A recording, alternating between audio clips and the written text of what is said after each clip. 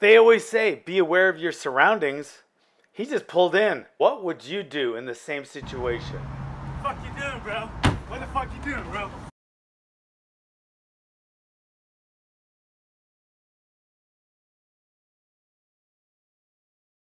Hey guys, Pit here. Alright, well, you saw the earlier video of Adrian getting attacked at 7-Eleven when he was just going to buy his corn nuts and Monster drink. I mean, that's fucked up. Why would anybody attack someone who's just trying to get some corn nuts and a Monster drink? That's like, that should be illegal, seriously. Anyway, okay, so I have a lot of people asking me, well, what would you do? What should we do? And everything is about two things.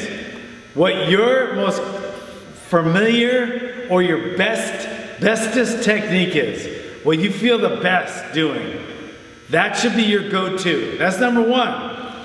But you have to have an effective go-to. Like if somebody's go-to would be like, wah, wah, wah. I mean, if something they want to do is stupid or ineffective, then they should throw away that go-to. You need to have an effective go-to. That's number one. Number two, everything in the world revolves around context. Okay? So, when I say context, I mean it in a couple different ways. Like if he was this far away, what I would do would be much different than if he was this close. Right? So there's context. Right? So that changes my go-to. And I'll tell you what else changed it. This is a subtle little change that could mean everything when a split second will mean the difference between life or death. Okay? Watch this. It's very important. If he's in my face and my hands are here, that's completely different than if he's in my face and my hands are here.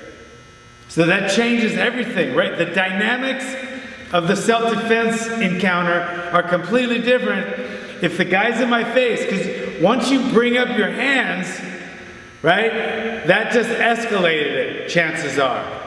Right? So you might have been like already here when the guy came in. So now this changes everything. Where your hands are, where he is, right? He might be yelling at you right up to the side, right? So the context of where they are in relation to where you are changes everything. I know it's getting complicated, don't worry about it. Let me show you. In this context, Adrian's hands were up, right? Just like that. And he was this close. So a body lock takedown wouldn't be as effective because there's arms in between that. So if he started to go down, boom, boom, boom, right? You're not there. If his hands were here and if the guy's hands were up, right? Then he could have gone for some kind of body lock, some kind of clinch, etc. If his hands were down. But since his hands were up, I say he had two options, whichever he felt more comfortable with.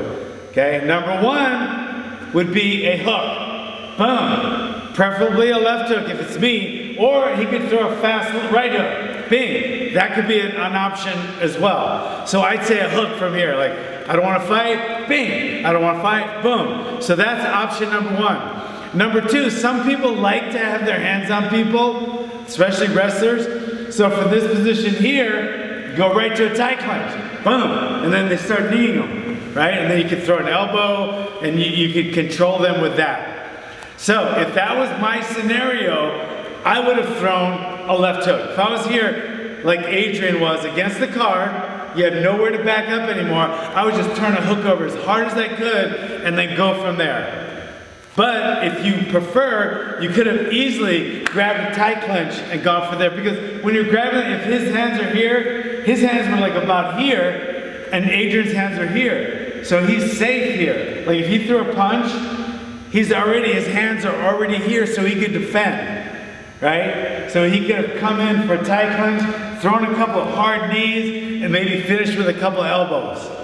Okay? Or he could have been here and thrown some hooks. So that is what would have happened in this scenario. When someone's hands are up, it's a lot different than if their hands are down. Right? If his hands were down, I would have swung over an arc strike using the trapezium hook. Remember that trapezium bone right here? I would have been here and I would have thrown it over that way. Or if you prefer from here, you could have come in for a body lock, maybe a body fold takedown. All right, so that's that scenario, guys. And we got a ton more. Remember, the closest way to get from point A to point B is always the left hook. Thanks for coming, guys.